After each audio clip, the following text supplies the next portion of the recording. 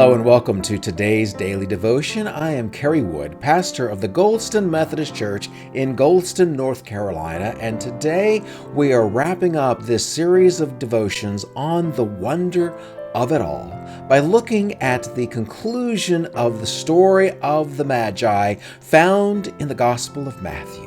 I'll be preaching on this on Sunday, and so I encourage you to come and be a part of this final experience of knowing the wonder of Jesus coming into our world. And so we're reading today Matthew chapter 2, verses 9 through 12. Hear now these words. After the Magi had heard the king, they went on their way. And the star they had seen when it rose went ahead of them until it stopped over the place where the child was. When they saw the star, they were overjoyed. On coming to the house, they saw the child with his mother Mary, and they bowed down and worshipped him. Then they opened their treasures and presented him with gifts of gold, frankincense, and myrrh. And having been warned in a dream not to go back to Herod, they returned to their country by another route. So there are several things that I find fascinating and full of wonder in this telling of the story of the Magi. And the first thing is that Matthew actually gives greater attention and greater detail to this experience than he does to the birth of Jesus himself. And perhaps one of the reasons why is because Matthew wants us to understand that these Magi, these wise men, they are outsiders, they are non-Jews, but they have been so profoundly provoked and prodded and called by God that they leave everything behind until they find the one that they want to worship. Which leads me to the second thing. Worship the child. These people left everything behind to worship a kid. How in the world could this be the one that they would worship and give such amazing gifts to? Well, they had their epiphany, their aha moment. That's what an epiphany is. It's this breakthrough, this realization that there is something amazing going on here. And this star, when they see it after leaving Herod, they were overjoyed.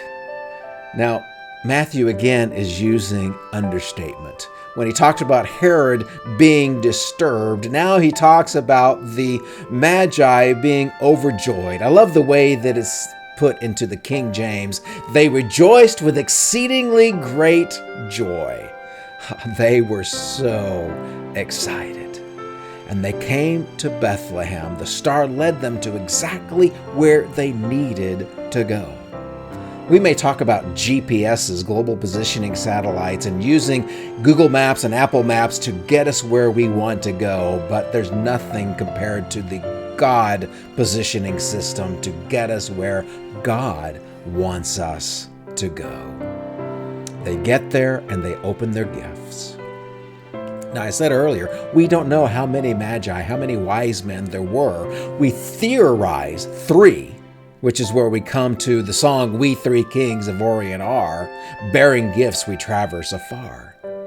But really, it could have been 1, 2, 3, 5, 500, but there were 3 gifts. The gift of gold, which is a gift fit for a king, the gift of frankincense, which is a gift for a priest, because frankincense is an incense that one would burn in worship, and myrrh being a balming oil used in the embalming process for one who dies. So these wise men, led by God, show up and find Jesus, prophet, priest, king, who will die for his people. And they worshiped him. Have you had your epiphany yet? Has this Advent and Christmas season given you the wonder of this gift of Jesus who came to die for you, who rose again to prove the power of his love to you? My friends, we must believe, we must have the faith to trust that what God has done it for our good, and that we can live for him. That is my goal in 2025. The wonder of it all for me is God so loved the world that he gave us his Son, that whosoever should believe in him, just like these Magi, will not perish but will have everlasting life. That is my prayer for you. And I'll see you on Monday for our next brand new series of daily devotions.